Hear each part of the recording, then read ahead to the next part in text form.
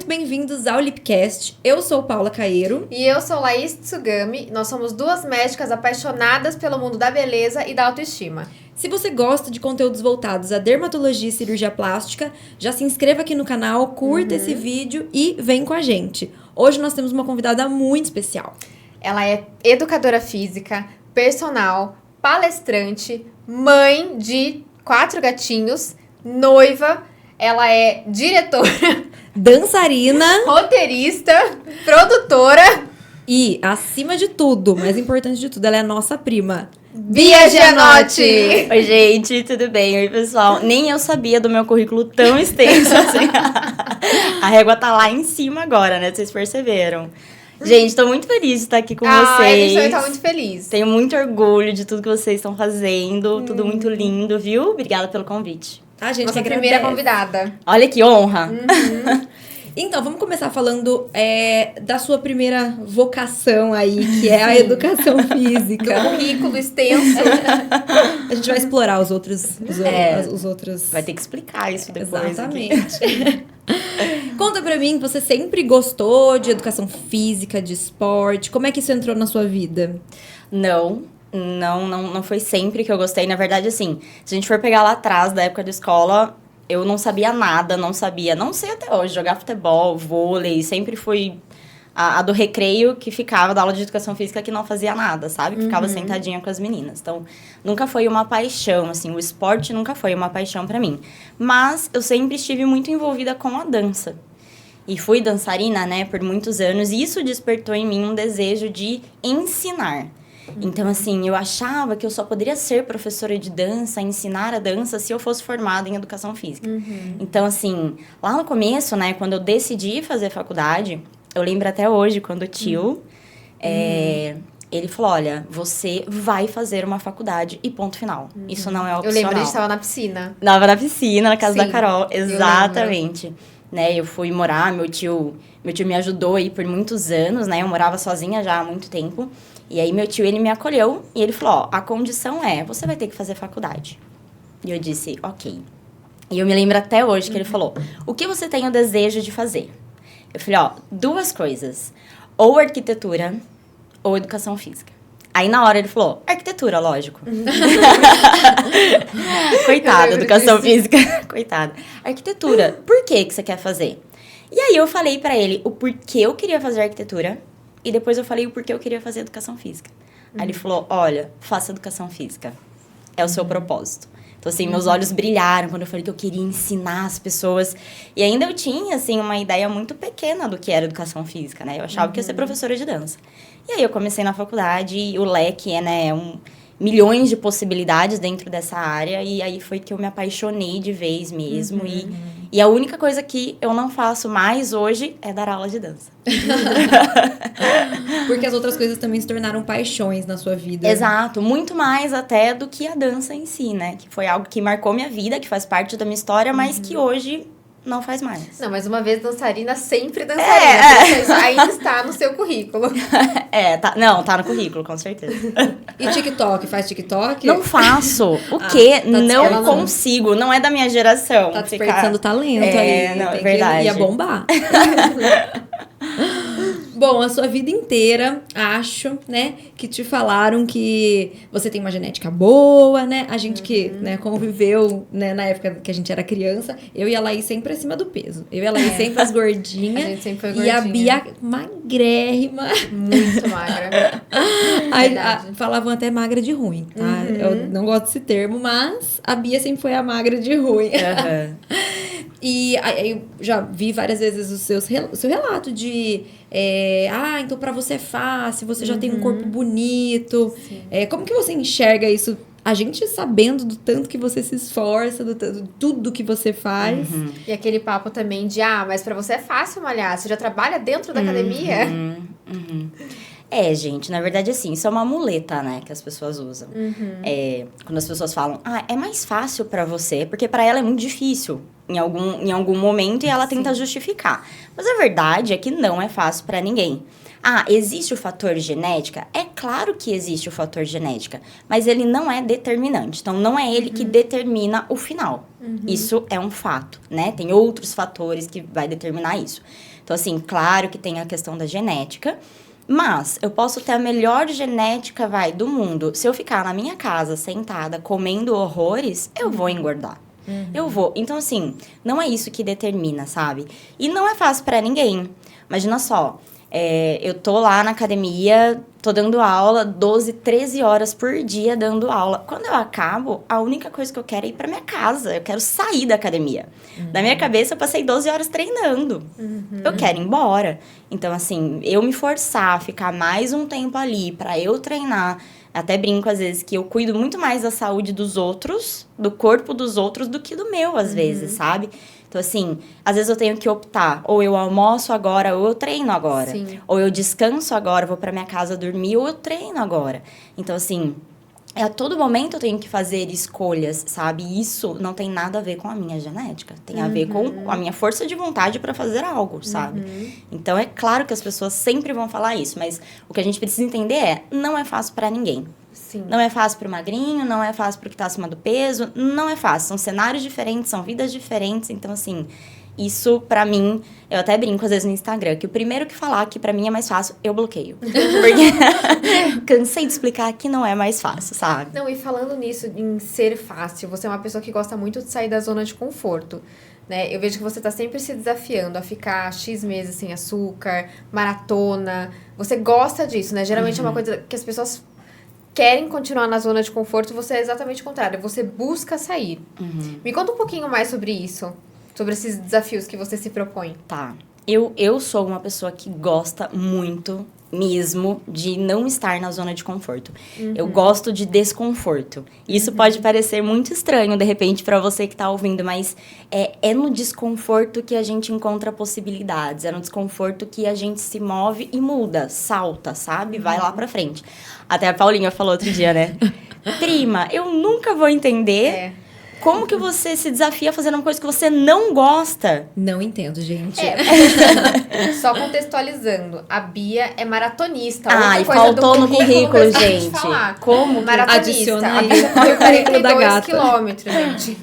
Então, assim, o que você imagina? Uma pessoa que corre 42 quilômetros. Cara, ela ama correr, né?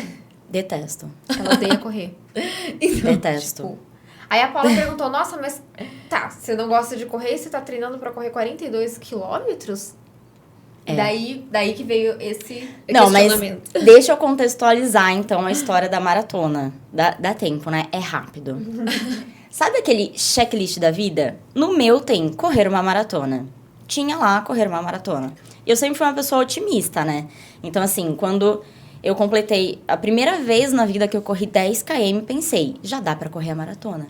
Quem corre 10, corre 42. Não é eu lembro mesmo? quando você correu 5, na chuva. Na chuva, Eu lembro quando eu tava na faculdade, eu consegui correr meu primeiro 1 km sem parar. Eu mandava no grupo da faculdade. Tipo, gente, eu corri 1 km. E a galera tudo maratonista. Parabéns. Nossa, que legal. Incrível. Mas assim, eu sempre comemorei essas pequenas vitórias, sabe? E quando eu corri 10, eu falei, já dá pra realizar o sonho da minha lista. Eu vou fazer uma maratona. E aí o Vini falou, legal, amor, não, vamos planejar, né, e tal. E aí um amigo Vini dele... é seu noivo. Vini é meu noivo. Também é educador físico. Também. Só que assim, é o equilíbrio do casal, né? Ele é uma pessoa muito mais pé no chão e eu sou uma pessoa muito mais... Vamos! Adorei a definição. Eu sou muito... Então é o equilíbrio. E aí esse amigo do Vini chegou e falou, Vini, acho que eu vou correr uma maratona. Ele, nossa, cara, a Bia tem o sonho. Aí o Vini falou, eu vou correr uma maratona. Eu falei, vou também. Só que, tipo assim, era daqui a alguns meses. Eu falei, não, vou, vai dar certo. E a gente se inscreveu, isso em 2019, pra Maratona do Rio de Janeiro. Então, assim, só pra vocês entenderem, a meta era correr uma maratona na vida e acabar por aí. Só que entrou a pandemia. E essa maratona não aconteceu, mas estávamos inscritos pra corrê-la, né? Na época, em janeiro, a gente começou a treinar. Só que daí em março fechou tudo, paramos também, não podíamos sair de casa. Tivemos Covid na época. Então, assim, a gente só voltou a treinar em junho. E a maratona seria em junho. E como tem muito patrocinador, tem muito dinheiro envolvido, eles não podiam cancelar. Então, eles ficavam adiando. Não vai ser em junho, mas vai ser em agosto. E a gente pensava, então vamos treinar. Aí chegava em agosto, não vai ser agora, vai ser em outubro. E vocês, dando graças a Deus, estavam recondicionando. A gente tava muito mal pós-Covid, assim, o condicionamento tava... Eu lembro, você ficou com falta de ar. O Vini ficou muito ruim de pulmão, fiquei sem paladar 40 dias, foi assim... Nossa. E aí, ok. Aí chegou pertinho de outubro, aí eles soltaram um comunicado oficial de que não teria maratona. Foi cancelado com tempo indeterminado. Aí esse amigo do Vini falou, gente, a gente já tá treinando. Eu tenho um amigo que tem uma academia em Socorro e os alunos dele vão correr uma maratona, ele vai fazer uma prova lá. A gente já tá treinando, vamos. Vamos, né? Já estamos treinando, vamos então. Só que assim, nunca eu deveria ter me tocado que o nome da cidade é muito sugestivo já, né? Socorro é o nome da cidade. E a gente chegou lá esperando. O que eu imaginava na minha cabeça? E eu corria todo o treino pensando na linha de chegada, pessoas gritando, bandas tocando. As fotos. Uau, né? As fotos.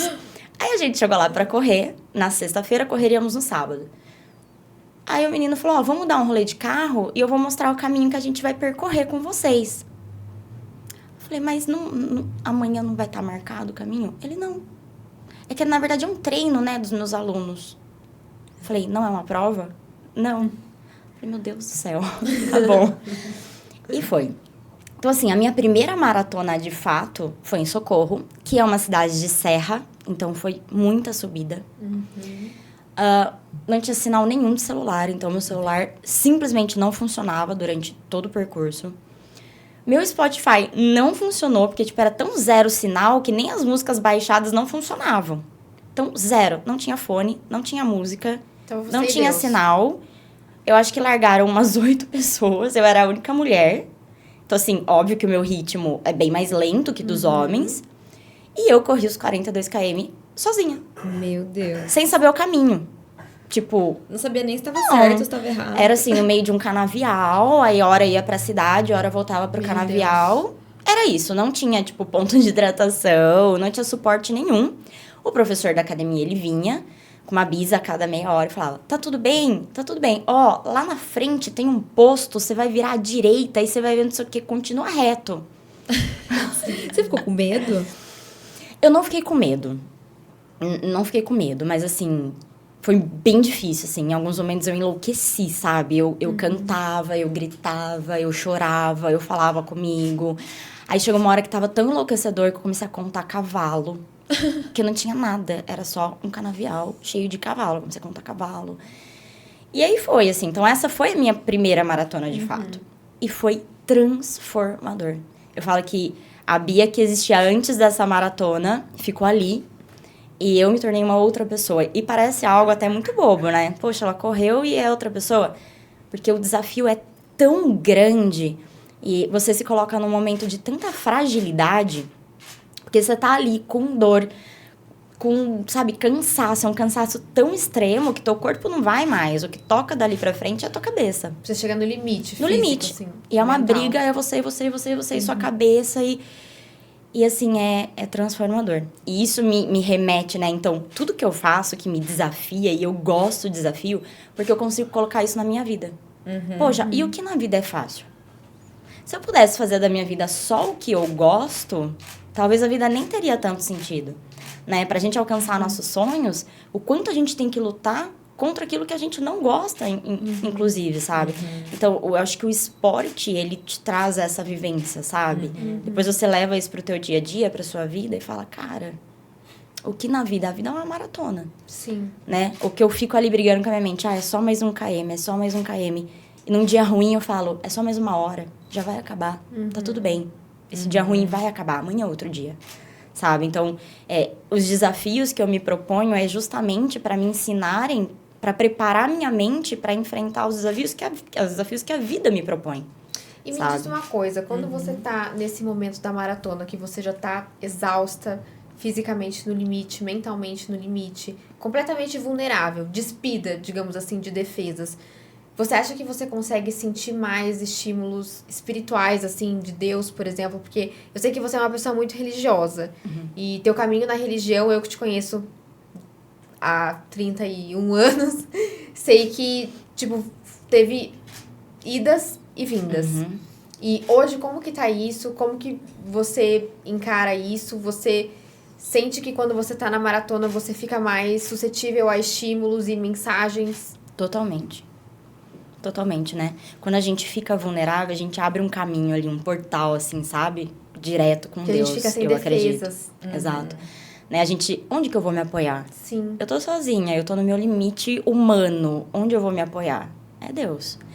E hoje, assim, eu não me vejo mais uma pessoa religiosa. Pelo contrário, eu acho que nesses longos anos eu consegui abrir mão da religiosidade que tinha dentro de mim. Sabe? Hoje eu me vejo uma pessoa muito temente a Deus, muito cristã, mas sem a religião, sabe? Sem a religiosidade. Você gosta muito de ler a Bíblia, estudar a Bíblia. Sim, é aquilo, né? Eu cresci numa religião, os meus pais são muito religiosos. Muito. E eu falo assim, a religião, ela é uma base muito importante, né? Que bom que meus pais são religiosos, né? Eles me deram essa base, hoje eu consigo enxergar dessa forma. Então, assim, a religião, ela é muito importante, a gente tem que aprender a temer a Deus, sabe? Mas a religião não pode te cegar para as outras coisas, Sim. né? Então, assim, quando eu me afastei da religião, quando eu me revoltei com Deus, né, por muitos anos da minha vida, eu não conseguia falar disso, né? Eu não conseguia falar de Deus. Para mim, eu me sentia abandonada por Ele, né? Eu falava, puxa, sempre fui religiosa, sempre fui na igreja, sempre fiz tudo certo. E quando eu mais precisei de Deus, eu tava sozinha. E essa era uma visão mesmo que eu tinha, né? E eu achei que eu nunca mais fosse conseguir falar de Deus de novo. Porque pra mim era um tabu. Virou um tabu muito grande pra mim, né? E hoje não é mais assim. Hoje eu vejo que, nossa, falar com Deus é tão fácil, é de tão fácil acesso, sabe? Não precisa formalidade, não precisa uma oração decorada. Não. Cara, Ele é teu pai, sabe? E o acesso é muito fácil hoje pra mim. Eu tô dirigindo, eu tô conversando com Deus. Eu tô na minha casa, eu tô conversando com Deus. Tô tomando banho, eu tô conversando com Deus. Eu sento, eu escuto um louvor que me aproxima de Deus. Então, assim, a minha vida começou a mudar de uns anos pra cá, quando eu entendi que Ele tem que ser o centro da minha vida. Então, tudo que eu faço, eu ponho um propósito em Deus, sabe? Então, o lance da maratona, de correr, eu até falei pro Vini, como a inscrição do Rio lá ficou válida para agora, eu falei, cara, eu vou, porque eu tô precisando de respostas. Então, assim, é um momento onde eu me coloco em extrema vulnerabilidade e eu permito que Deus fale comigo da forma que Ele quiser falar. Se Ele quiser falar naquele momento, sabe? E, na verdade, Ele fala com a gente a todo momento. Eu te falei isso recentemente. Sim. Quando eu busco uma resposta, eu oro. Eu falo, Deus, eu vou prestar atenção em tudo. Pode ser uma placa de trânsito, pode ser uma música, pode ser no ingrediente de um biscoito, mas o Senhor me mande essa resposta. Então, assim, sim, eu tenho uma conexão nesses momentos de vulnerabilidade muito grande com Deus. E se a gente não presta atenção nesses sinais, né? Se a gente não fica realmente receptivo a isso, prestando bem atenção, né, nessas dicas, nessas pistas que Deus nos dá para seguir um determinado caminho, a gente se perde mesmo, Passa. né? Passa muito batido, sabe? A gente tem um pastor que eu gosto de assistir, e ele fala isso, né? Às vezes eu fico assim, você cobra a Deus. Poxa, Deus, eu pedi tanto uma bênção, tanto. E o Senhor não me mandou. O Senhor me esqueceu. E aí ele faz, assim, uma parábolazinha, né? De que a bênção desce, ela bate na sua porta, ela entra na tua casa, mas não tem lugar na mesa para ela sentar. E aí ela vai embora, encontra com Deus, e Deus fala, e aí, como foi? Fala, pai, eu fui lá, bati, até entrei, mas ela não tava me esperando. Ela não deixou uma cadeira pra mim na mesa. Então, quantas vezes a gente pede uma bênção, pede alguma coisa, mas a gente não se não se abre para receber. Não põe uma cadeira na mesa para isso chegar, sabe? Com certeza. É bem isso que você falou, a gente não presta atenção nas coisas, sabe? Eu sempre tento pensar que, assim, o que é nosso tá guardado, né? A gente fala bastante isso também, né? A gente, às vezes, a gente acha que a gente sabe o que a gente quer da nossa vida. Eu quero, na época da residência, eu quero passar em tal lugar, eu quero isso, eu quero aquilo. A gente fica muito, eu quero. É verdade. Só que a gente não sabe qual que é o melhor pra gente, né? E eu só rezava pra me colocar aonde fosse o melhor lugar pra mim, independente de se isso fosse realmente a minha vontade ou não, né? Então, é isso, confiar, né? Acreditar, confiar, entregar o caminho pra Deus mesmo, né? Exato. Sabe que eu, particularmente, eu tenho muita dificuldade nisso, que eu sou uma pessoa extremamente controladora. Extremamente controladora. Então, eu tenho muita dificuldade nesse solta que vem. Deixa nas mãos de Deus. Mas quando eu percebo que eu consigo fazer isso, é quando vem mesmo. Exato. Entende? Quanto mais eu tento controlar, é tipo um sabonete que você tenta pegar assim, ele sai. Sabe? Então, pra mim, acho que eu tô com 30 anos agora. Também, eu nunca fui uma pessoa religiosa. Minha mãe era católica, mas meu pai é ateu. E eu nunca fui uma pessoa religiosa. E quando eu perdi minha mãe, eu tinha 21 anos, eu também passei por uma fase de revolta. Sabe, por que isso aconteceu? Por que comigo? Por que com ela? E eu me revoltei. E acho que depois de alguns anos que eu voltei pra religião, mas também não tenho, tipo, como é que eu posso dizer? Uma religião, sabe? Eu gosto de estudar, estudar a Bíblia, estudar outras religiões e dentro disso eu vou vendo onde é que eu me encaixo melhor. Mas tem sido também um pilar muito importante na minha vida. E na minha mudou tudo. Quando eu entendi isso, e foi de uns anos pra cá, né? De 5 anos pra cá. Que mudou tudo. Acho assim, que o Vini sabe? também O Vini já era religioso antes? Ele já gostava de estudar? Ou vocês juntos descobriram isso? Não, o Vini não era tanto. A família dele é católica e tal, mas ele nunca se interessou, assim, por isso, né? E aí, ele começou a estudar, na época, muita coisa do Hélio Couto, que fala sobre física quântica, que é fascinante. E aí, lá, ele... Falando de física quântica, ele falava, não tem como eu falar de física quântica e não falar de Deus. Sim. Pelo contrário, né? Às vezes as pessoas falam, não, a física tenta explicar o que os crentes justificam que é Deus. Mas não, lá na física quântica, o do Hélio Couto, ele explicando, ele falava, não tem como eu falar de física quântica sem falar que foi Deus que criou tudo isso. E aí isso despertou no Vini. Poxa, vou começar a estudar mais sobre isso. E aí juntos, eu sempre tive, né, esse veio, assim, eu sempre escutei, nunca deixei de escutar louvor e tal. E aí a gente começou juntos, vamos então entregar mais, vamos saber mais, vamos criar intimidade com Deus. Isso é uma coisa que falta muito, sabe? Criar intimidade com Deus. Então, como que a gente faz isso? E aí a gente começou e juntos a gente cresceu nisso, assim. Juntos a gente criou essa intimidade, sabe? E muita coisa, é um negócio bizarro, assim. Muita coisa mudou na nossa vida depois que a gente colocou Deus pra dentro da nossa casa. Uma coisa Acho que é Vini perceptível. fala, que é bem legal, você coloca o pé e Deus coloca o chão. É exatamente isso. E é muito assim que tá acontecendo na vida de vocês, né? Muito. Inclusive, me conta mais sobre esses projetos novos. Você já tinha um projeto que era o Ponto de Partida. E Ponto de Partida, acho que o primeiro foi 2018, não foi? Mas não lembro. Eu acho que foi 2018. Mas eu acho que a foi primeira por aí. edição. Eu 2018 para 2019. E do Ponto de Partida também agora tem outros projetos. Sim. Conta como começou o Ponto de Partida. Conta mais desses projetos novos, do que tem por vir. Tá. Bom, ponto de partida, eu sempre quis ter algo online, né? E eu ainda quero ter algo online, né? Porque é escalável, é um negócio escalável, né? E aí eu comecei a criar o ponto de partida baseado naquilo que eu tava fazendo para mudar a minha vida, né? Os meus hábitos. Quando eu comecei a namorar com o Vini, eu tinha péssimos hábitos, né? Eu tava na faculdade, um perrengue na faculdade. Então, eu me alimentava de miojo, basicamente. Você comia hot dog todo dia. Todo dia. Dormia muito mal também. Né? Dormia muito mal. Nem dormia, na real. 3, 4 horas por noite, porque tinha que fazer 2 estágios, faculdade à noite, pra dar conta. Então, assim, eu vivia no hospital. eu vivia com um problema, com infecção urinária. Sim. E eu não sabia o fundo disso, né? Claro que tinha fundo emocional também, mas era muito de fundo alimentar, né? E então eu vinha, assim, de uma rotina, de uma saúde péssima, de hábitos ruins. E aí, doença celíaca também, uma época. Tive doença celíaca uma época. Então, assim, eu vim direto de pronto-socorro, hospital. E aí, quando eu conheci o Vini já era uma pessoa muito disciplinada, né? O Vini é uma pessoa muito disciplinada. Conheceu o Vini no final da faculdade, né? No penúltimo ano. No penúltimo ano da faculdade. E aí, quando a gente começou a namorar, ele começou a falar, ó, você precisa melhorar a sua alimentação, precisa melhorar aquilo, ó, vamos fazer metas, vamos definir uma meta semanal, uma meta mensal. E aí, tudo que ele sabia, né, porque o Vini já era muito inserido nessa parte de treinamento comportamental.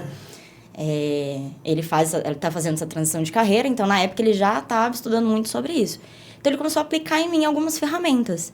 E eu percebi que essas ferramentas me ajudaram absurdamente.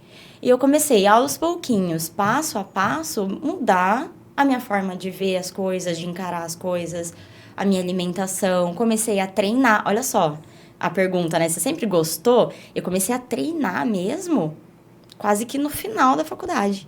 Que eu comecei a fazer musculação. E aí eu comecei... No final mesmo, né? Que eu acho que foi no último ano, não é? No último ano de faculdade. Comecei a treinar musculação e ver que, poxa, eu sou apaixonada por treinamento de força. E aí foi desenvolvendo outra paixão, enfim. E aí, pensando nisso, eu falei, vou criar um curso online com esse passo a passo que me ajudou, porque eu posso ajudar outras pessoas. E aí eu gravei o ponto de partida. A primeira edição, lancei, do jeito que foi. Aí depois eu subi esse curso na Hotmart, eu fui gravando, fui deixando ele mais legal, mais profissional. Lancei ele, acho que 4 vezes e depois eu desisti. Ele tá lá. Tá lá na Hotmart. Acho que eu vou ter que gravar tudo de novo porque eu era bem mais novinha, né? Falava de uma outra forma. Mas ele tá lá. Foi o meu primeiro projeto, assim. E eu desisti dele. Até por críticas e tudo mais. A gente até vai falar disso mais pra frente. Eu ia te perguntar, por que você desistiu? Eu desisti. Eu era muito nova, assim. E eu ainda era muito insegura sobre mim, sobre tudo. E o que você ouvia? Os próprios professores mesmo de onde eu trabalhava tiravam sarro. Agora é blogueirinha. Olha lá, o ponto de partida. Aí ponto de não sei o quê. E aí, esses burburinhos me incomodavam. Olha só que é sempre num tom de brincadeira, sempre num tom de fazendo graça. Sim. Mas como isso impacta, né, no nosso emocional, como isso impacta na nossa força de vontade de fazer acontecer. É uma coisa que a gente até conversou já, que parece que quando você quer sair da tua zona de conforto, você encontra não a dificuldade de sair da zona de conforto, como críticas que vêm de pessoas do mesmo meio, próximas a você. A gente com o podcast também, a gente escuta muita crítica. Tem um pessoal assim, dentro da área da medicina, que é extremamente conservador, que acha que isso que a gente tá fazendo é um absurdo.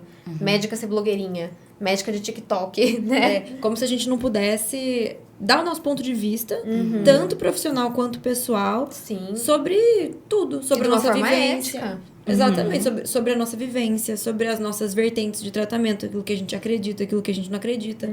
E tem muita crítica quando vêem pessoas saindo mesmo da zona de conforto, fazendo coisas que talvez ela não faria. A primeira coisa que vai fazer é apontar o dedo e criticar. Sim. Antes de repente, falar, nossa, que legal isso que você tá fazendo. Nossa, ponto de partida. O próprio nome já é um start para uma pessoa que é, de repente, sedentária, que tem péssimos hábitos de vida, para ela virar o jogo. É o ponto de partida para ela mudar de vida. Não, é visto como, blogueirinha, enxurrada de críticas e de gracinhas. Tá querendo se destacar mais que os outros. Mas, assim, eu acredito muito no poder da inovação, da informação, sabe? De você levar a informação para as pessoas. E a internet é um facilitador incrível nesse sentido. Porque daí você tem acesso até a pessoas que não estão nem na mesma cidade, estado, país que você. Isso pode potencializar muito, assim. Então, enfim, eu fiz o ponto de partida. Verdade. Fiz várias edições, inclusive. E é muito legal. É um projeto muito legal, porque... Pode falar um pouquinho? Lógico. São desafios, na verdade, né? Então, todo dia você tem um desafio diferente. O que mais me marcou de todos, assim, que eu fiz, por incrível que pareça, foi o desafio de tomar água. Eu percebi que eu não tomava água. Tipo assim, aí um dia o desafio era tomar 3 litros de água por dia. Eu ia no banheiro de 5 em 5 minutos, eu queria matar a Bia. Falava, que ódio, o que ela tá fazendo isso comigo? E assim, e com isso eu percebi que, cara, meu corpo não tava acostumado a tomar tanta água assim. Eu não tomava água, eu tomava tipo 1 litro de água por dia. Só que eu tomando um copo aqui, um copo ali, não contava, eu não tinha noção. E daí, isso foi me marcando, assim, sabe? Tem vários desafios, assim, que... Eu lembro de um que era não reclamar um dia inteiro. Esse aí eu não sei se eu consegui muito bem, não. Tentei, mas não sei se foi. Essa sou eu há um dia sem reclamar. Oi, essa sou eu há um dia sem reclamar. Nunca sai disso, ela não consegue. Diário, né, do desafio de não reclamar. Tem que ficar voltando. Aí teve de alongamento também, que eu achei super legal. Alongamento, a gente não alonga. Vocês lembram melhor do que eu dos desafios que tinham. É porque foi difícil. É porque acaba marcando a gente de alguma forma, entende? Tem aluno que aparece até hoje e fala, eu fiz o ponto de partida e o que foi mais desafiador e marcou minha vida foi arrumar a cama todo dia. É verdade. Esse era outro também, arrumar a cama todo dia. Recentemente, uma seguidora me mandou mensagem e falou isso. Nossa, eu lembro de você todo dia. Porque eu arrumo a cama, coisa que eu não fazia antes. E aí você vê que não era um curso de treino.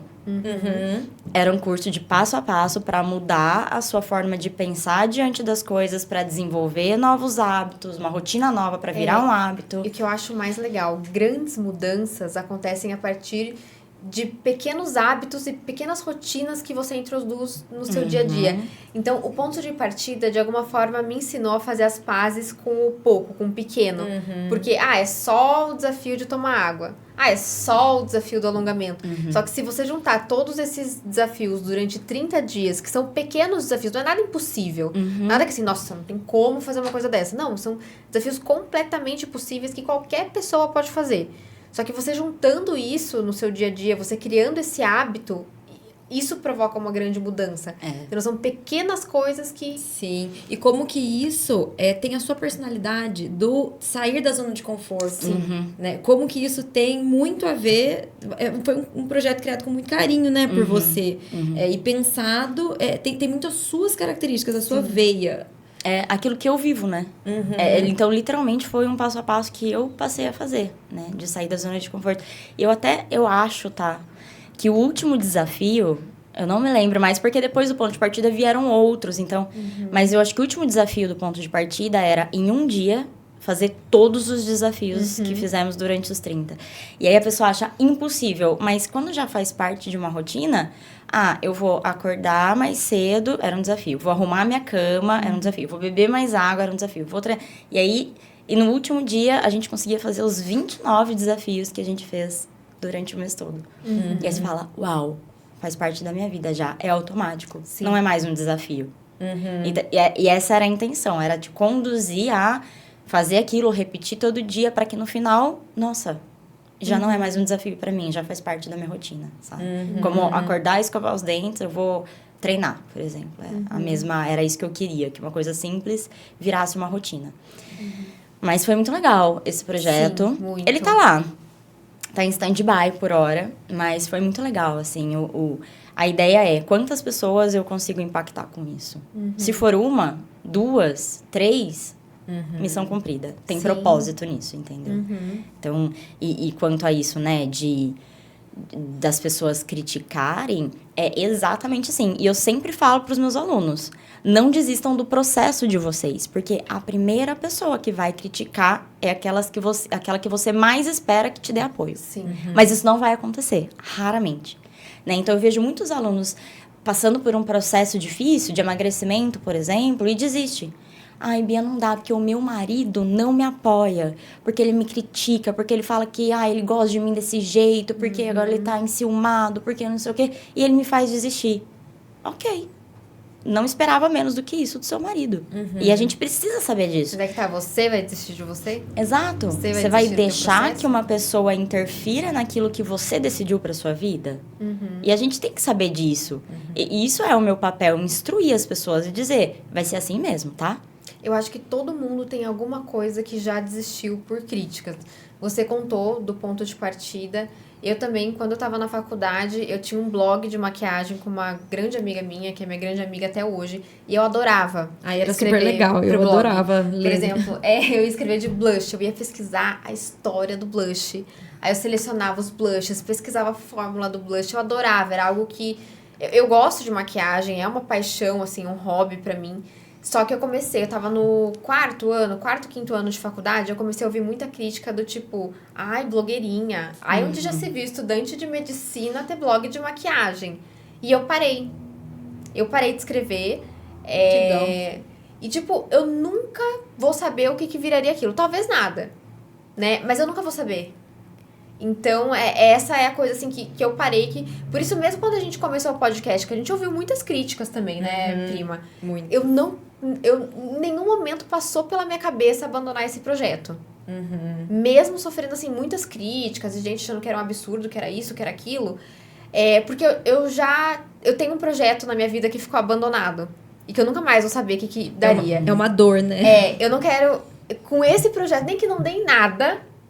Eu só vou da saber gente que eu fui até o final. E só da gente estar aqui, a gente já tá se divertindo, Exatamente. já tá valendo a pena. Nossa, a semana que tem gravação, eu já começo a semana feliz, pensando. E às vezes no banho, eu vou falar isso, vou falar aquilo, o tema. Então é algo que, assim, faz parte da minha vida, assim. Eu acho que eu sou uma pessoa extremamente criativa.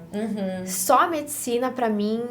É pouco. Parecia que faltava alguma coisa, A gente precisa canalizar. E eu acho muito bom ter algo fora do ambiente de trabalho. Sim, mesmo que seja como hobby, assim mesmo. Nem que, né? Não dê em nada. Já tá dando, entendeu? A gente já tá super feliz com o que a gente consegue fazer. A gente tenta não ficar se criticando, sabe? Porque as críticas já são tão...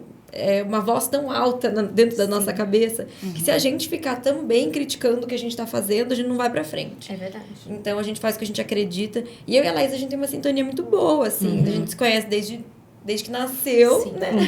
A gente trabalha na mesma área, né? E é isso. Por que eu vou me preocupar com quem tá me criticando se tem tanta gente que tá apoiando? Se tem tanta gente que eu tô conseguindo levar informação. Eu tô conseguindo mudar a vida dessa pessoa de alguma forma. Eu tô conseguindo... Então, assim, é isso que a gente tem que pensar, sabe? Porque crítica sempre vai ter. Sempre. De todas as formas. Se você fizer, vai ter crítica. Se você não fizer, vai ter crítica. Então, por isso é aquele lance de colocar propósito. Pô, se eu mudar a vida de uma pessoa, uma que seja... Perfeito. Já tá valendo. Já tá Inclusive valendo. no Instagram, né? No seu Instagram você também continua com vídeos educativos mesmo, assim, ensinando como fazer os movimentos na academia. É uma coisa que até comentei já com você, que esses dias eu mostrei pra minha mãe o vídeo da Bia, né? Ela falou assim, isso aqui, na elevação lateral é muito errado. Daí eu falei, olha, mãe, tá vendo? Daí chegou lá na academia, a gente foi treinar, né? Porque eu treino junto com a minha mãe. Aí foi treinar... Paula, como que era mesmo que a Bia falou pra fazer? Ou seja, ela melhorou bastante o movimento dela de assistir um vídeo, sabe? De assistir, prestar atenção.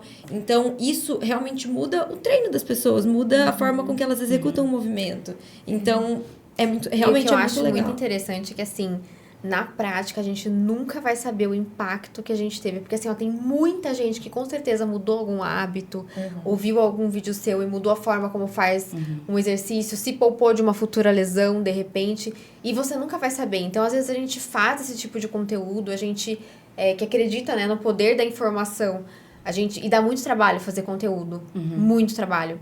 Então, assim, às vezes você acha que não tá tendo retorno, mas tá, e muito, sabe? Que uma época eu comecei a postar muita coisa de skincare. E daí aconteceu a mesma coisa que aconteceu na época do blog de maquiagem. Onde já se viu, cirurgiã falando de creme, de skincare, é fútil, é não sei o que, blá, blá, blá. Aí, uma época eu até parei um pouco. E daí, um amigo do meu ex-noivo, Fabrício, ele chegou pra mim e falou assim, por que você não tá mais postando suas dicas? Eu falei, putz, Fabrício, tô sem tempo, aquela... Aí ele, nossa, sabe que eu comecei a fazer skincare depois de você. Porque eu via teus stories falando dos cremes, e você fazia com tanto amor, você pegava aquele creme com tanto carinho, e era um momento de cuidado com você mesma, que eu falei, cara, eu quero ser um homem que faz skincare. E eu comecei a fazer skincare, minha mulher começou a fazer skincare, eu pensei, caramba, nunca que eu ia imaginar que, sabe, o Fabrício tinha começado a fazer skincare e cuidar da pele por coisinha que eu posto da minha rotina. Então, assim, a gente não tem noção do impacto disso. Por isso que não pode parar. Exato. A gente não tem... Caiu na rede, né? Já era. Eu não tenho proporção de quantas pessoas viram o meu vídeo. Quem são essas pessoas? Então, assim, a nossa função é informar, é ensinar. E com responsabilidade.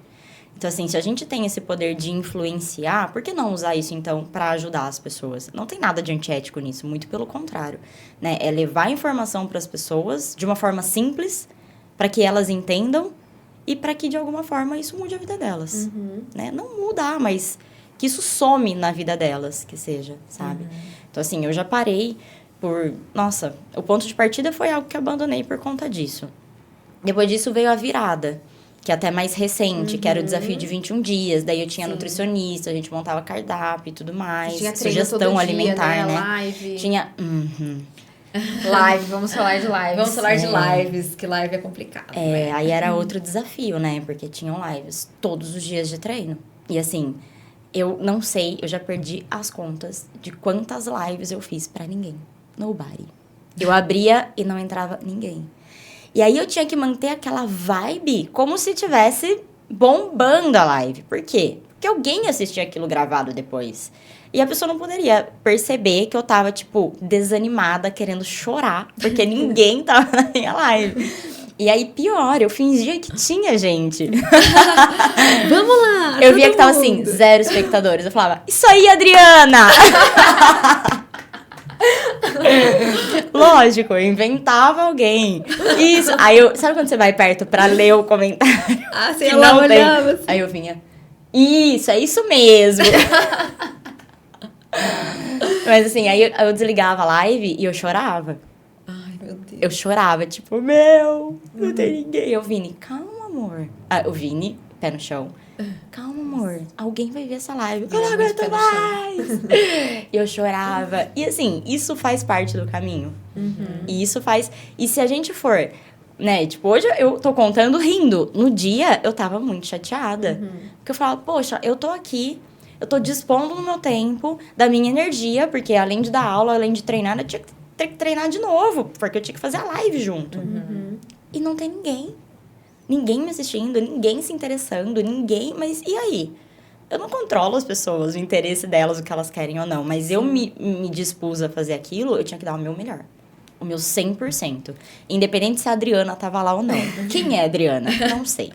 Enfim. Inclusive, Adriana, um beijo. Um beijo, Adriana. Você que tá nos assistindo. Obrigada Adriana, por sempre assistir minhas lives. Curte esse vídeo, se inscreve no canal.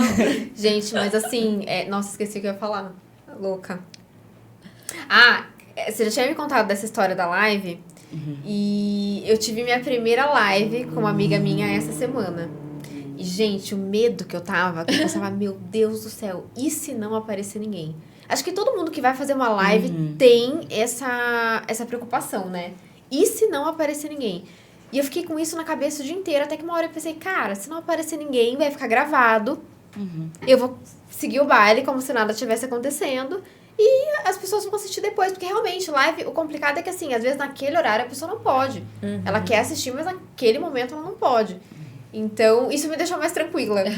Tá tudo bem fazendo live para ninguém. Pra Adriana, no caso, né? Pra ninguém, não. Pra Adriana. Não deixa de ser um conteúdo gravado, que você vai postar depois e que, enfim... Alguém vai ver. Exatamente. A minha primeira live foi com você, inclusive, no Instagram. Verdade, Eu também tava morrendo de medo. Ai, verdade. E foi meio de última hora ainda, assim. Eu lembro que você mandou mensagem, ai, meu Deus, Vai lá assistir, fica dando coraçãozinho.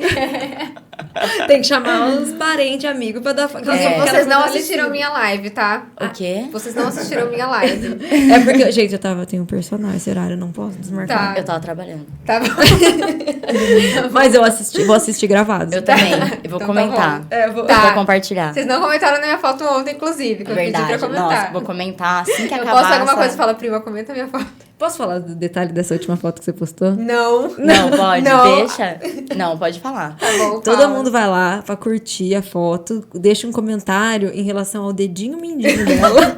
Não, peraí, deixa eu mostrar. Ah, não. Não mostra, não, deixa eles curiosos, porque senão daí... Ah, Não, vou porque mostrar daí... pra Bia. Ah, tá. Porque daí quem tiver curioso Gente, é Laís, assim, ó, Laís Tsugami. Você já usou esse sapato, então você sabe que ele é apertado. Tava gangrenando o dedinho dela. Olha o meu dedinho. Ainda bem que é cirurgia, né, gente? Se precisar tirar, tá tudo certo. Nossa, que dó, prima. Gente, esse sapato é apertado. É porque, assim, é um sapato muito alto. E ele é um sapato... Você já usou esse sapato? Existe Joanete no dedinho? É louco. Eu não tenho Joanete no dedinho. Existe. Esse sapato é terrível. Sabe o que tem que fazer? Tem que colocar o dedinho assim. Tem que colocar o dedinho pra fora. Gente, perrengues. Mas tava gato, é isso que importa. A cara tava plena, daqui pra cima tava plena. Ninguém olha pro pé. Ninguém olha pro dedinho. O que é um pé diante da foto? Maravilhosa. Então, exatamente. Comentem a foto e não o dedinho. Instagram é isso, né, gente? Jogou na rede, tá lá. Exatamente. Não, e pior que a Paula falou, por que você não botou o Photoshop no dedinho? Eu falei, prima, eu não vi, cara. Só botar lá, dar uma pintadinha ali no dedinho. Bom. Que mais, Bia? Faltou um assunto que eu sei que você adora conversar, que é sobre obesidade, emagrecimento. É um assunto que te interessa bastante, né? Muito. Eu gosto muito porque ao longo dos anos eu mudei muito a minha visão em relação a esse assunto. Hoje eu vejo isso eu olho isso com mais maturidade, com mais embasamento científico, então eu vejo isso de uma forma diferente. Mas antes da gente entrar nisso, você falou, né? E o Instagram. Sabe uma coisa que atrapalha demais o processo de alguém, né? Além das pessoas que estão do lado, que criticam e tal, é o Instagram. Da mesma forma, na mesma proporção que ele ajuda pro bem, a enviar informação e tudo mais, ele também pode atrapalhar. Por quê? Nem tudo o que a gente vê lá é real. Sim. Né? Nem todo corpo de biquíni que a gente vê postado lá, ele é de fato real. Às vezes tem muita edição, às vezes tem ângulo, luz, tudo isso muda, tudo isso favorece ou desfavorece numa foto. Se eu for tirar uma foto, obviamente eu vou postar aquela que mais me favoreceu, aquela onde o ângulo me favoreceu mais. Significa que eu sou exatamente daquele jeito? Não, talvez se você me ver distraída bebendo uma água, eu tô toda torta. Mas o que eu postei ali foi o que mais me agradou. Só que as pessoas, elas, de repente, estão passando por um processo de emagrecimento, que é tão difícil, que é tão doloroso, né? Tem vários fatores que envolvem isso. Entra lá no Instagram, aí vê, mulher de biquíni, perfeita. Aí vê não sei o quê, nossa, a barriga dela, perfeita. Não sei o quê. E aí ela vai se diminuindo. Poxa, eu nunca vou ter esse corpo. Eu nunca vou ser assim. O problema é a comparação, a comparação. Então, assim, eu até gravei um vídeo recente falando disso, né? Me expondo na internet, mostrando o meu real ali. Gente, são corpos reais. Nossa, teve até um vídeo que a VTube gravou, vocês chegaram a ver? Da gestação, né? Do corpo dela. Nossa, eu acho isso tão necessário. Exatamente. Tão necessário. Pessoas que têm voz, assim, que têm essa influência, mostrarem também a realidade. Sim, porque é uma comparação pra muito acolher injusta. outras mães também, né? Sim, é uma comparação muito injusta. A gente vê a pessoa naquela foto escolhida, naquele ângulo escolhido. Não, e cheia de Photoshop, porque foto tem Photoshop. As minhas fotos tem um monte de Photoshop. As minhas não tem.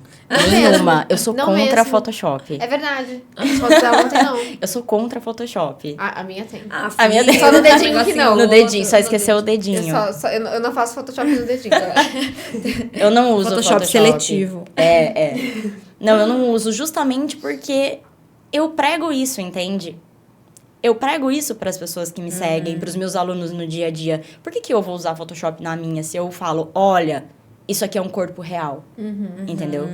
Então, assim, mas eu uso de ângulo, com certeza. Eu sei o ângulo que me favorece mais. Eu sei se fica melhor a foto tirada dessa posição, para que serve cada uma. Inclusive, o Vini fez um curso para me fotografar. Vocês sabiam disso? Não! Você fez uma sequência. Eu lembro que teve uma época que você fez uma sequência de vídeos explicando os ângulos. Mas eu não sabia que tinha curso. Ô, Chico. Ô, Chico. A régua tá lá em cima agora pra vocês, homens. É vídeo rápido no YouTube. Tem vários modelos que ensinam. Aí ele fez ali, assistiu vários e tal. Quem tira minhas fotos hoje de biquíni é o Vini. E ele já olha e fala, amor, isso aqui você não vai gostar porque apareceu uma bananinha ali que você não gosta. Vamos outra. Então, assim, ele que tira Legal. minhas fotos, ele A sabe os bananinha, ângulos. maldita. Bananinha. Eu tenho a bananinha. Você sabe o que é bananinha? desgraça. Sabe o que é bananinha, Eu não sei gente? que é bananinha. Não, no bumbum... Sei, eu tenho bananinha. Tem... Não, eu tenho de um lado só. eu tenho dos dois. Eu tenho também mais de um lado só, lembra que eu te conheci? Eu tenho dos dois. Bananinha tem o sulco embaixo do bumbum, aqui, o risquinho embaixo do bumbum, e faz um gordinho ali, que daí o meu até duplo, assim, faz 2 risquinhos, assim.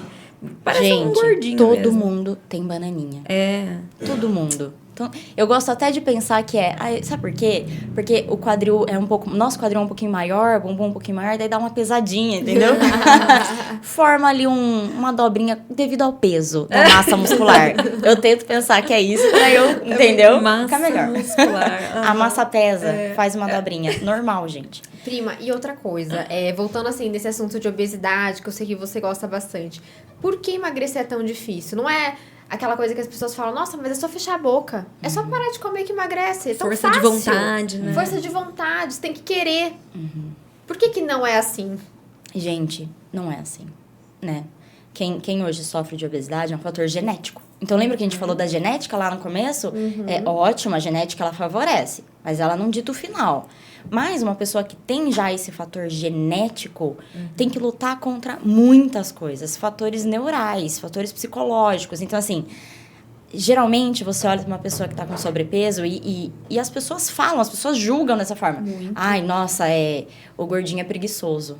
Ai, gordinho preguiçoso. Como Tem força de vontade. como deixou chegar nesse ponto. Gente, não tinha espelho em casa pra ver como que deixou chegar. Gente, eu escuto tanto isso. E hoje isso me machuca tanto, porque eu sei que não é simplesmente força de vontade. E você já foi uma pessoa preconceituosa quanto a isso antes de desconstruir isso na sua cabeça? Já. Cara, porque eu também já. Já. Parando pra pensar nas coisas que eu já falei, eu já tive essa ideia de, o cara tá acima do peso, por que não fecha a boca? Preguiçoso, sabe? Depois de, claro, muito estudo e da gente entrar na área da saúde, que a gente desconstruiu essa ideia e viu que é totalmente Hoje, assim, diferente. eu vejo, me preocupa.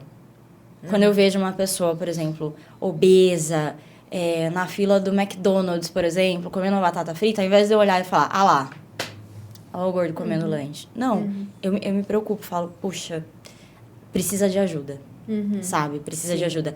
E não é uma ajuda pontual. Não é um personal falar pra ele, olha, você precisa emagrecer. Ele já sabe disso.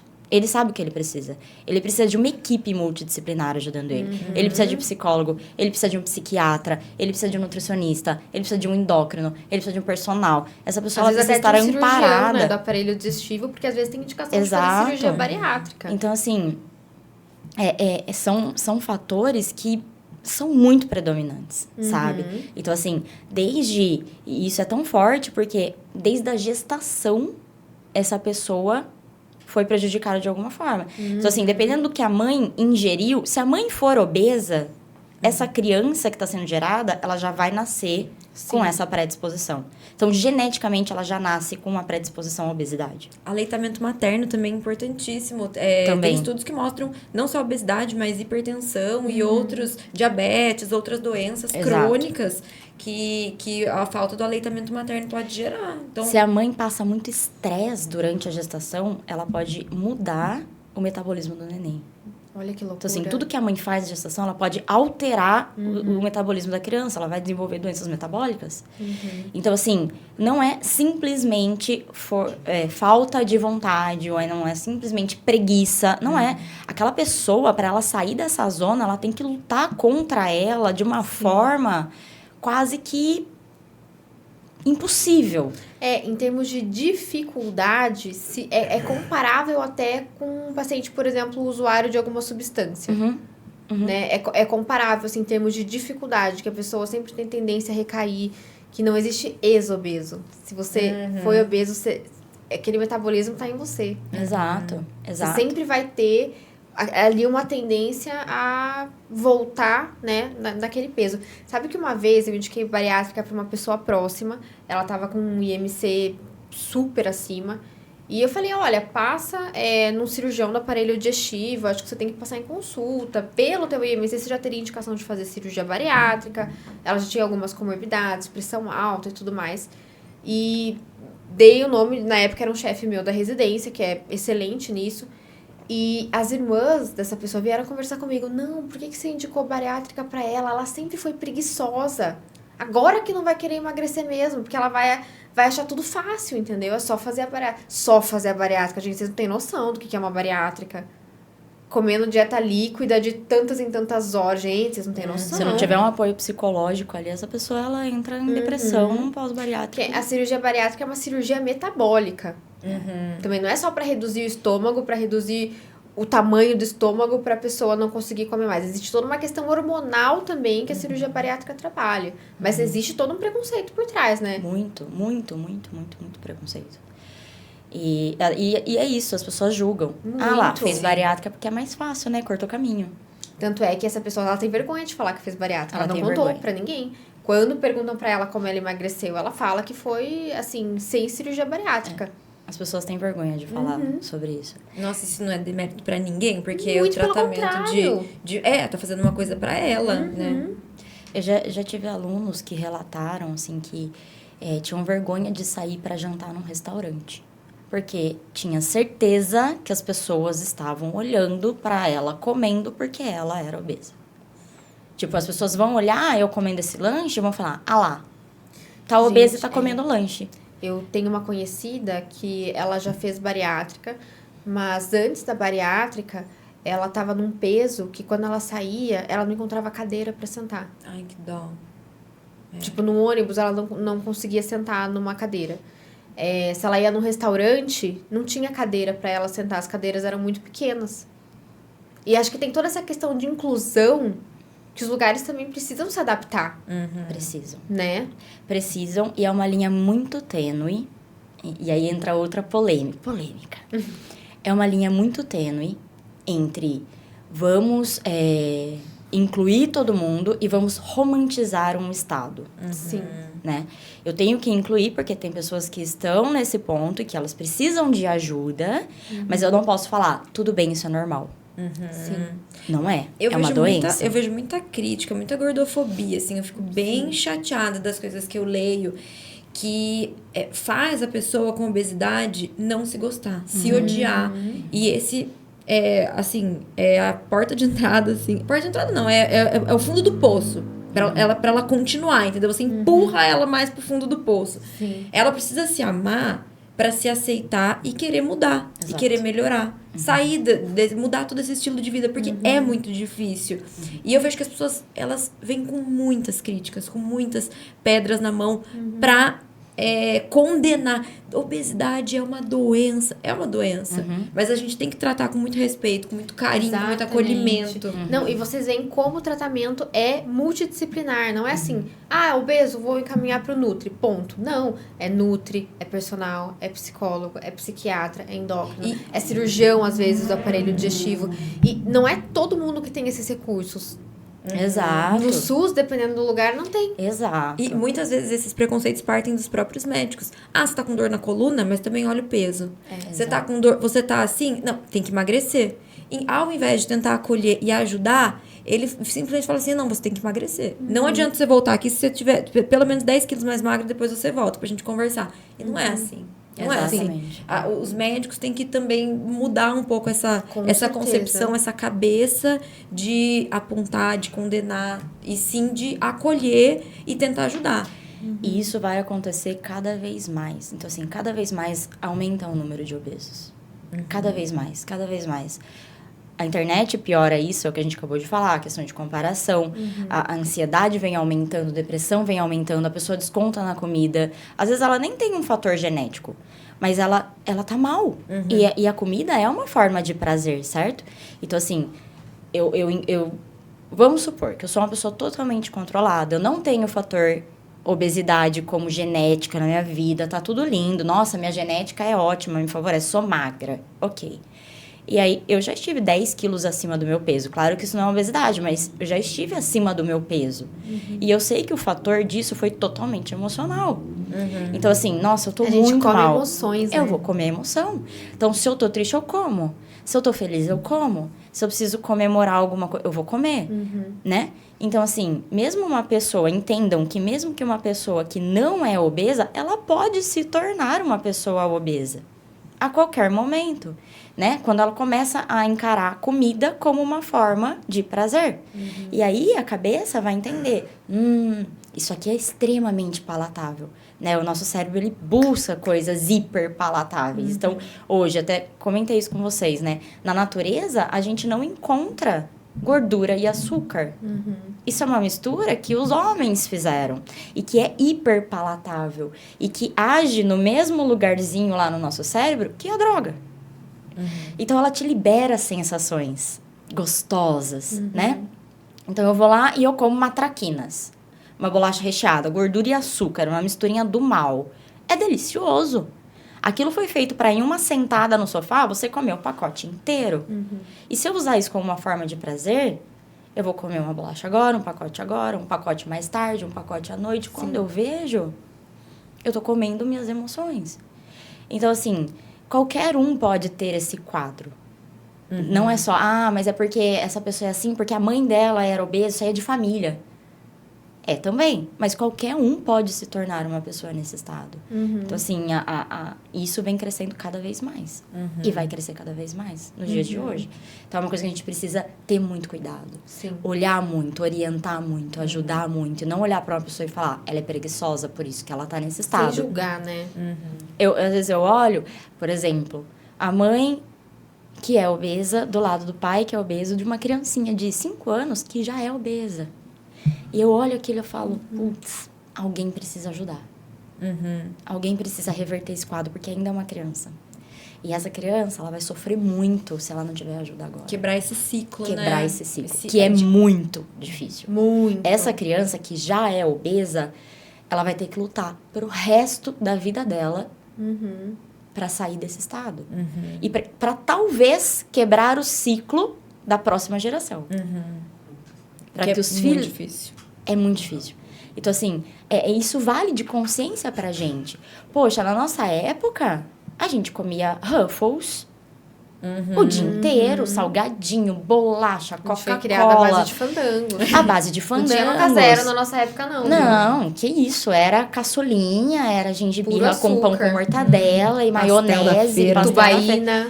Assim, Saudades. não tô dizendo que nunca pode comer esses alimentos, mas que tem que ser exceções, né? E hoje existe uma conscientização muito maior, né? Hoje a gente tem introdução alimentar muito mais a sério. Você não pode dar açúcar para sua criança, pelo menos até os 2 anos de idade, que é quando ela tá desenvolvendo o paladar. Na verdade, a criança começa a desenvolver o paladar na gestação. Então, aquilo que a mãe come, muito provavelmente vai ser o paladar daquela criança. Né? Mais uma vez, olha a responsabilidade de uma gestação. Então, a gente precisa ter essa consciência. A gente precisa usar as redes sociais para falar isso para as pessoas. Poxa, você hoje vive em um quadro de obesidade. Você quer isso para sua próxima geração? Porque a pessoa sabe o quanto é difícil e ela luta contra isso. Às vezes eu não quero isso pro meu filho. Então eu vou... Às vezes, até... Eu não sei quem fala isso. O Pietro. Enfim, é uma pessoa muito famosa. Que fala, se eu não consigo fazer algo por mim, talvez eu consiga fazer por quem eu amo.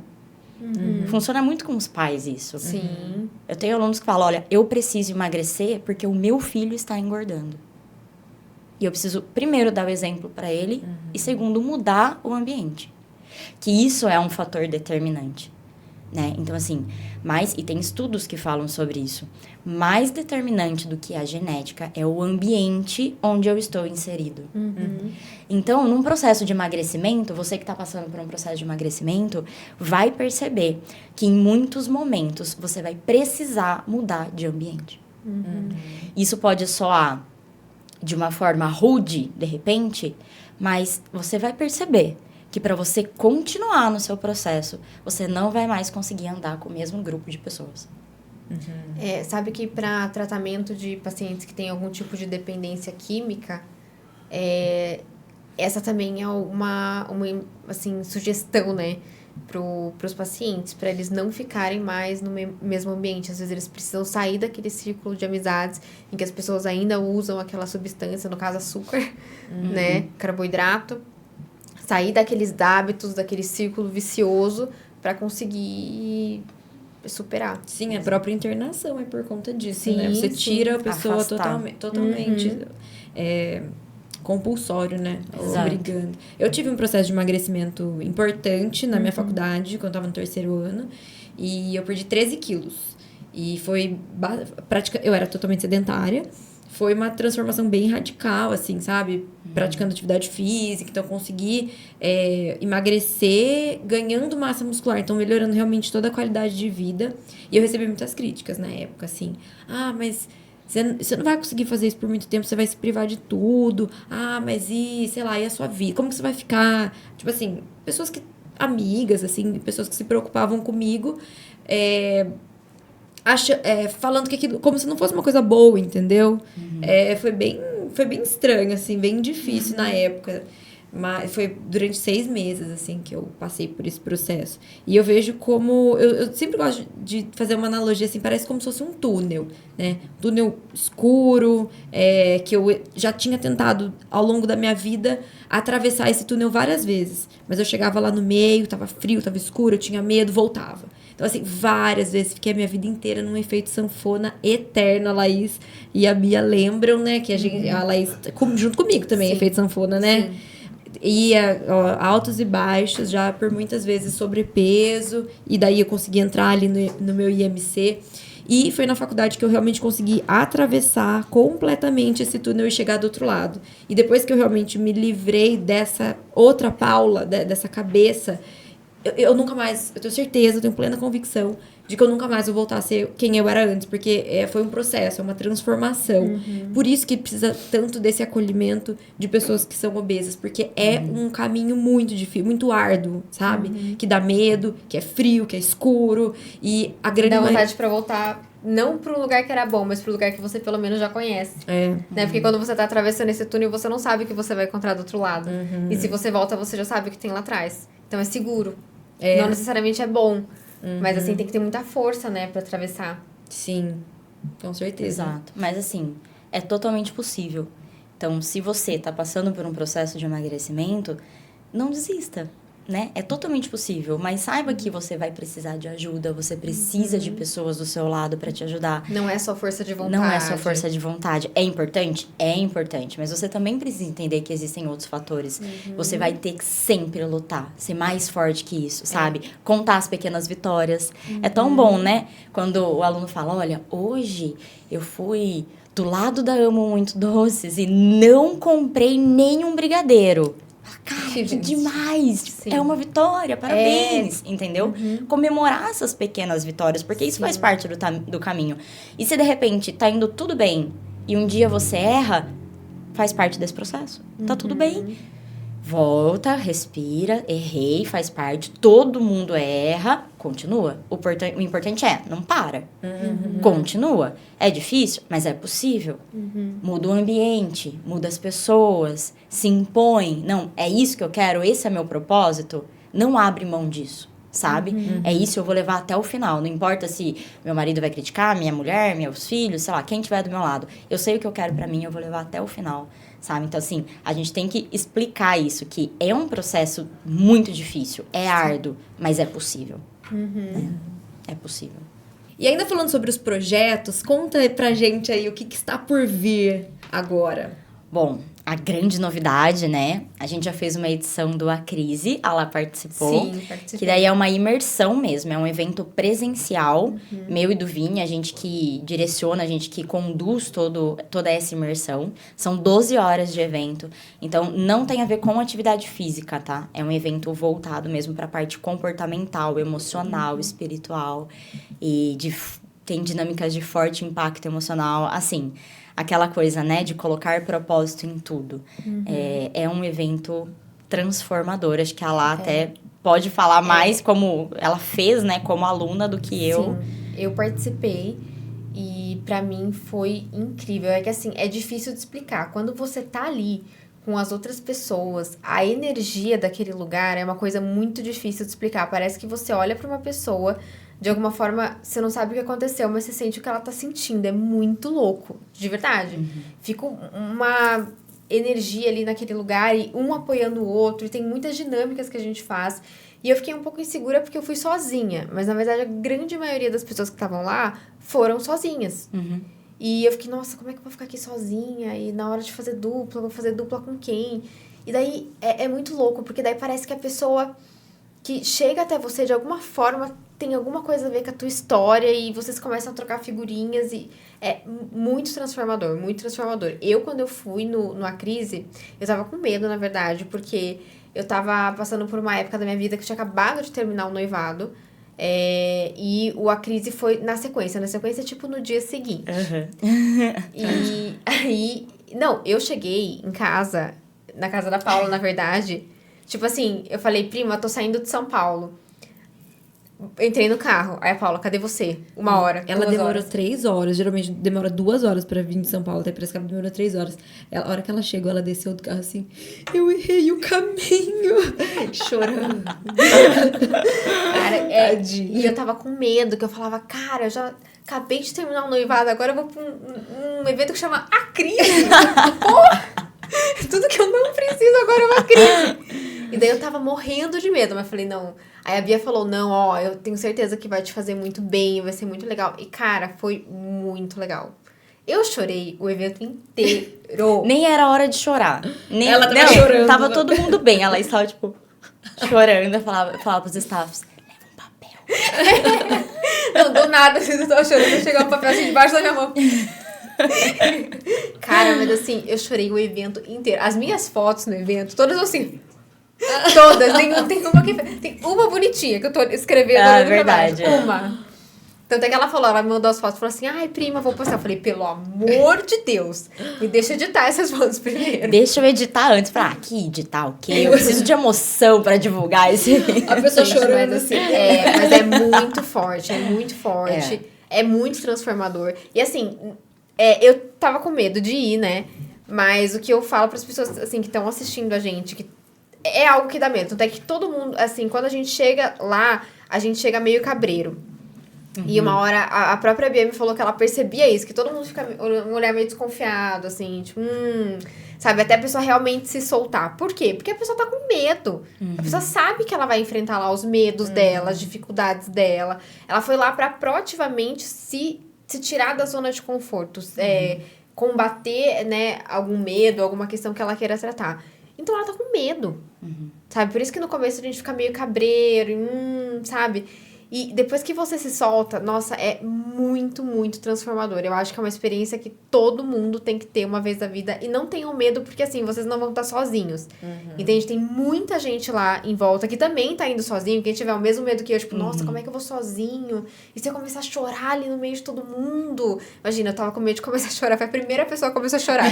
E não parou. E não parei mais. Aí, dali pra frente é só pra trás. Sim, são questões que no dia a dia é muito mais fácil a gente esconder, passar por cima, atropelar, do que botar um foco ali naquele problema que machuca tanto. Exatamente. Então, assim, a gente aplica dinâmicas de forte impacto emocional mesmo pra confrontar aquilo que tá guardado que te faz mal, né? Crenças, alguns traumas do passado, coisas que você precisa encarar e terminar ali. Então, a gente fala que a gente cria todo um ambiente para tomadas de decisões. É ali que você vai matar algumas coisas, deixar para trás algumas coisas e decidir por novas. Inclusive, o nome é sobre isso, né? A crise. Porque na crise, em meio à crise, ao desconforto, ao desespero, a gente encontra alternativas. A gente encontra saídas, né? Então, é isso que a gente propõe ali. Que você entre numa crise... Essa é a ideia, e a gente te conduz para isso, para que naquele momento você enfrente muitas coisas que você não quer enfrentar, que às vezes no dia a dia você esconde, que você nem tem tempo para parar e enfrentar e não sabe como fazer isso.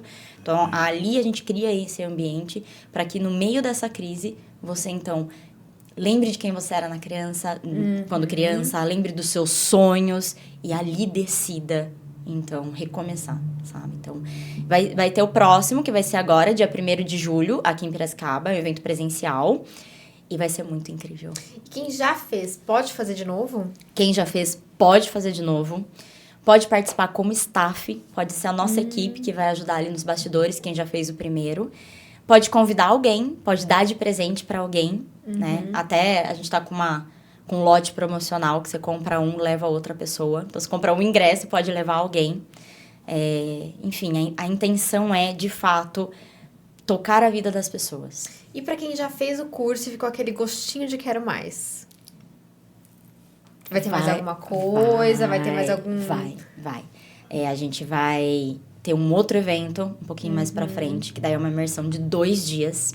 E aí são dinâmicas mais profundas, a gente vai aprofundar mais, o que nesse a gente dá só uma pincelada. Então, na verdade, esse é só uma introdução do que vai ser mesmo o próximo, que chama Desperta Tu Que Dormes, que entendi. São daí 2 dias mesmo de imersão. Entendi. É muito importante E vai ser participar quando desse. esse segundo... Esse só no final do ano, provavelmente outubro. Entendi. Então vai ter mais uma crise em agosto e lá pro final do ano vai ter... Em julho vai ter, né, mais uma crise, dia 1º de julho. Aí no final do ano vai ter o Desperta Tu Que Dormes. Entendi.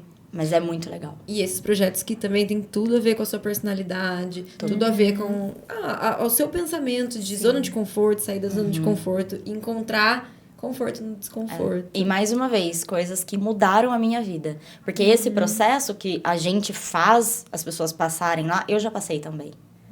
Eu também já participei disso. Então, assim, são ferramentas que mudaram a minha vida. E mudaram mesmo, vocês me conhecem.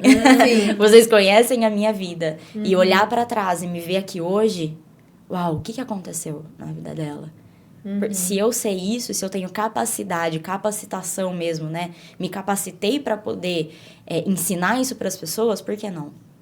Por que então não ser minha vida não ser voltada a isso, sabe? Um propósito e uma ferramenta. E mais uma vez volta lá no começo, né? A questão espiritual mesmo. Ser uma ferramenta de Deus. Então, antes de começar o projeto, antes de começar a crise, a gente fala isso, ora e fala, que eu seja só um instrumento. Muitas coisas que aconteceram ali não estavam no script para acontecer. Mas aconteceram. É uma energia muito louca mesmo, assim. É muito forte, né? É difícil de explicar, porque é aquela coisa, assim, que chega no final do dia, você não sabe se passou 1 hora, 12 horas, você se desliga completamente do mundo lá fora e você encontra um ambiente que é confortável para você sair da sua zona de conforto. Sabe? E você sabe que você não tá sozinho. Tem tanto outras pessoas lá, como tem... Na edição que eu participei, eram 8 staffs. Pra, acho que, tinha umas 20, 30 40 pessoas. 8 staffs pra 40 pessoas. Então, assim, você olhava aqui, um staff ali, a Bia ali. Então, assim, é um ambiente seguro, né? E confortável pra você enfrentar. É um ambiente, digamos, controlado. Totalmente. Pra você enfrentar esses medos. Depois, sair pro mundo afora aí, né? Pra enfrentar tudo. Então, nossa, quem não fez, eu tenho certeza que vocês vão amar. É muito transformador mesmo. Muito transformador. E é difícil de explicar até como que é. É só estando lá pra saber. A vibe, a energia. É aquela coisa que chega no final do dia, você não sabe nem há quanto tempo você tá ali. É transformador para os alunos, para vocês. E muito também para mim e pro Vini, que estamos ali. É um negócio surreal, assim. É só agradecer, porque a gente aprende tanto quanto... estando ali. É uma energia mesmo inexplicável. Não, eu nunca senti aquilo. Nada na minha vida, assim. A gente vai deixar aqui na descrição do vídeo o link para fazer a inscrição da crise. E, Bia, a gente gostaria muito, muito, muito de agradecer pela presença, por tudo que você falou, por tudo que você é na nossa vida. Eu que agradeço, gente. Nossa, tô muito feliz mesmo. Vocês são incríveis, vocês sabem que eu sou fã de carteirinha, admiradora de vocês, de quem vocês são, né? Do trabalho que vocês fazem. Eu amo vocês, né, gente? Nós também te amamos muito. Não é à toa que você foi nossa primeira convidada. Que honra. Que você é a nossa prima e a gente te ama muito, mas assim... É pela admiração que a gente sente por você, pela mulher que você é, pela profissional que você é. E a gente queria uma pessoa... assim, sabe? Pro nosso primeiro convidado, uma coisa tipo, pá! Aquela pessoa que vai chegar com o pé na porta mesmo. Aquela pessoa, segundo ela, uma pessoa que tem muito conteúdo, uma pessoa que entrega. Tipo, eu, assim, pra chamar convidada é uma coisa que a gente conversa há bastante tempo. Que eu falo, nossa, mas eu tenho zero, assim, expertise, assim, ser entrevistadora. Sabe? E se o convidado que tá lá, tipo, der uma travada, eu vou travar junto e vai ficar assim. E, cara, você entrega. Com você eu tinha certeza que isso não ia acontecer, porque você é foda.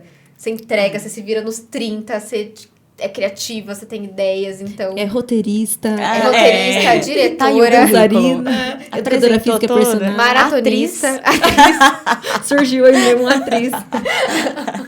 É um currículo extenso. É um currículo muito extenso.